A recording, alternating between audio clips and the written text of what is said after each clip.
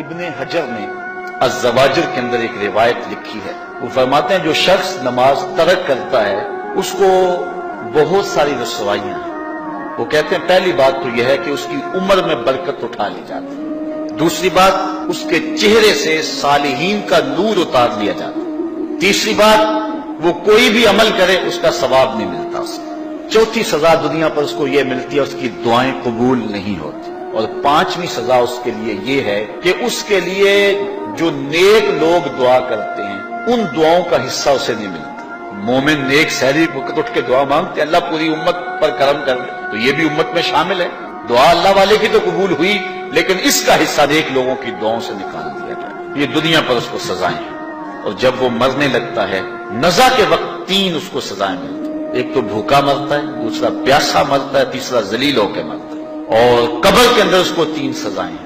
حضرت امام ابن حجر کہتے ہیں ایک تو اس کی قبر تنگ کر دی جائے گی حتیٰ کہ ادھر والی پسلیاں ادھر اور ادھر والی پسلیاں ادھر. دوسرا اس کی قبر میں آگ ڈالی جائے گی. جو اللہ کے حضور نہیں چھپتا اس کی قبر اس لائق ہے کہ اس میں آگ ڈالی جائے. اور تیسری اس کے اوپر ایک اژدہا مسلط کر دیا جائے گا جس کا نام ہے شجاع الاقرع. اور جب وہ ڈنگ مارے گا تو 70 گز تک وہ شخص زمین میں دنس جائے گا اور وہ مسلسل یہ ڈنگ مارتا رہے گا. اور کہا کہ 3 سزائیں اس کو حشر میں پہنچیں گی. ایک تو اس کا حساب سختی سے لیا جائے گا. دوسرا اللہ تعالیٰ جل شانہ اپنے قہر و غضب کا اس پہ اظہار کرے گا. اور تیسری اس کو سزا یہ دی جائے گی کہ اس کو جہنم میں ڈال دیا جائے گا. میں اور آپ آج کی اس بزم میں یہ پختہ عزم کر کے اٹھیں کہ آج ہم خود بھی اور اپنی اولاد کو بھی اپنے دوستوں کو بھی. میرے والد گرامی فرمایا کرتے تھے جس سے دوستی ہونا اس کی انگلی پکڑ کے دین کی راہ پہ لے آؤ. یہ دوستی کا حق ہے. اس کے لیے آپ بہت کچھ کرتے ہیں لیکن اگر اس کو دین نہیں دیا تو کچھ بھی نہیں دیا. کوشش کرو میرا دوست ہو اور جہنم میں جائے. والدین بچے کے مستقبل کے لیے کتنی کوشش کرتے ہیں, لاکھوں روپیہ لگاتے ہیں مستقبل ٹھیک ہو جائے. یونیورسٹیوں کے اندر کالجوں کے اندر کتنی بھاری فیسیں بھرتے ہیں. میں نے دیکھا بوڑھا باپ اپنی کمر پہ بوریاں لاد کے مزدوری کرتا ہے. مائیں اپنا زیور بیچ رہی ہیں کہ اولاد پڑ جائے. میاں اتنا کچھ کیوں کر رہے ہو جی مستقبل ٹھیک ہو جائے. یہ مستقبل کتنا ہے 20-25 سال کا. اور جو اصل مستقبل ہے اس کی فکر ہی نہیں کسی کو. اصل مستقبل تو وہ ہے. اللہ اکبر. کسی کا انٹرویو ہوتا ہے لوگ کہتے ہیں جناب دعا کرو کہ اس انٹرویو میں وہ کامیابی سے گزر جائے.